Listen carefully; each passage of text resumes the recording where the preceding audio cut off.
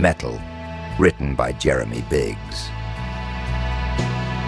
Based on a story by Simeon Aston and Jeremy Biggs. Art by Simeon Aston. Metal is a metal-made flesh story.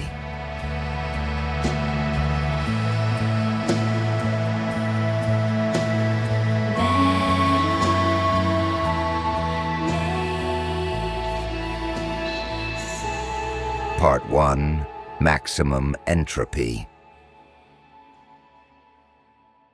The cyborg, Isabel Weiss, takes aim at her past as it struts victoriously up and down the hallway of a Vispayana hotel room. Forwards and backwards, footstep after footstep, it carves a groove into the filthy carpet, her optics locked on to its every movement.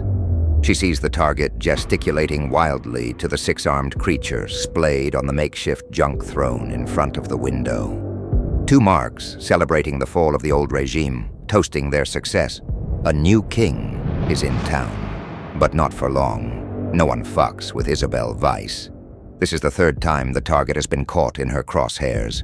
There won't be another. If she fails, she's good as dead. No time for complacency. This has to be textbook. Isabel prepares for the death ritual. First, the position. She anchors herself to the side of the Asva Hotel, suspended in webbing hung from pitons driven into the concrete like a giant chrome bird in its nest. Active camouflage blends her into her surroundings as seamlessly as any chameleon. Second, the object of the meditation, oneness with her weapon.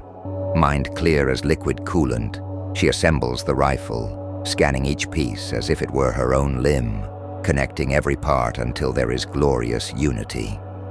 Finally, she visualizes the goal. Metal hands grip the rifle's forestock tightly and pulls its muzzle through the dust-saturated air until the reticle's dot lines up with her target's anticipated position. Everything is in its right place. Now, the ritual begins. No distractions. Nothing must come between her and her prey. Not the forever drone of the city, the white noise roar of a sky filled to bursting with endless traffic, the honking of horns, the hiss of jet engines, the distant city music blaring from a million busted speakers. Instead, she silences the mind's chatter, killing processes, diverting all available resources to this one simple task, letting focus creep, assassin-like through the eaves of her senses, snuffing out the lights as it goes, until only darkness remains. The words of her priest-like drill instructor rise like bubbles through the black. Each and every round is the tap of a monk's bowl, bringing you back to right here, right now. The second you forget, that is the second the enemy knows your position. You won't get another chance at the target. It's kill or be killed. Isabel locks onto her prey once more, the ghost of her breath shadowing its every movement. Life and death have become one. If she had a heart, it would be thudding in her chest. Instead, she is cool, professional. She moves her finger from the safe position and wraps it around the trigger.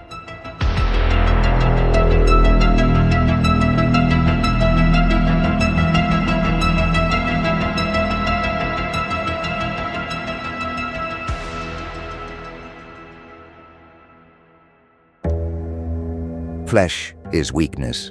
On the strip, weakness is death.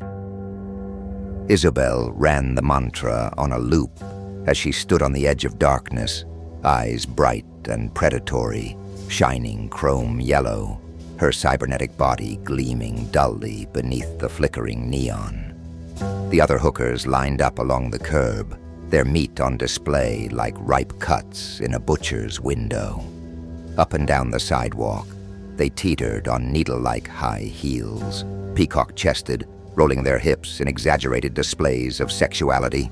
each jostling for the attention of passing Johns as they made their way past the titty bars and XXX fuck joints, towards the places where the lights begin to dim and the services, too, slip further into shade.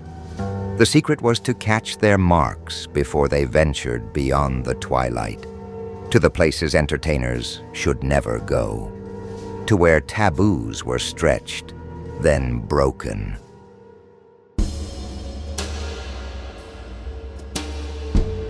"Come on, baby," a dead-eyed girl called out to a passerby, her voice high and brittle. "I'll make it so good, you won't ever leave." Another shivered in the cold as she leant into the opened window of a battered flyer, drizzle-slicked hair, her skimpy dress riding high on her thighs. "For you, I'll do anything you want," she promised, desperation etched into every line of her face. Anything. Isabel, on the other hand, hugged the shadows, sheltering from the gentle rain under a tattered awning, her gaze focused on the street ahead. She knew these games well. She'd seen them played every day since she stepped, destitute and battle-weary, off the battleship Tsong Kwai, onto the surface of this wretched world. It was a game she never needed to play. She always had a knack of drawing a certain kind of attention, even as she slinked in the darkness. It was the kind of interest she could sense from a mile off as it made a beeline for her, squeezing through the saber arch of streetwalkers, sucked in by her own special gravity. The man stopped in front of her, but did not turn to face her. Instead, he stood rigid and silent like a soldier on parade, staring directly ahead. Isabel conducted her own inspection, optics firing, assessing the condition of the Mark's overcoat, the cleanliness of his fingernails, and all the other clues to whether this one would be lucrative or trouble. "Hey, honey," she purred, voice husky and dripping with sensuality. "You looking for some fun?" The man stiffened, fear and shame duking it out behind his eyes. How much?" he stuttered. "Cute." Isabel tried to work out how old the man was. Late 20s, maybe. A little old for a Borg virgin. She leaned in, pushing her metallic breasts forward, mere inches from his shoulder.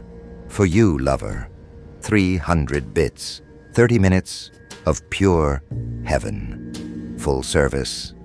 "Does it?" The man floundered. "Does it all work?" Isabel gestured in a circle around her torso. "Sugar, there are things I can do to you. No flesh and blood creature could ever compare." The man touched his temple and appeared to be performing some mental calculus. "Can you take 150? Humans. Why is it humans always want to haggle? 300, honey," she said. "Take it or leave it. Is there anything off limits?" Isabel laughed out loud. "This guy, is he for real?" She placed a finger on his lips and he flinched. "These circuits," she said, grabbing his arm with one hand, then working her way to his crotch, reveling in his discomfort, "are your sandbox, baby. Oh boy, things are gonna get weird."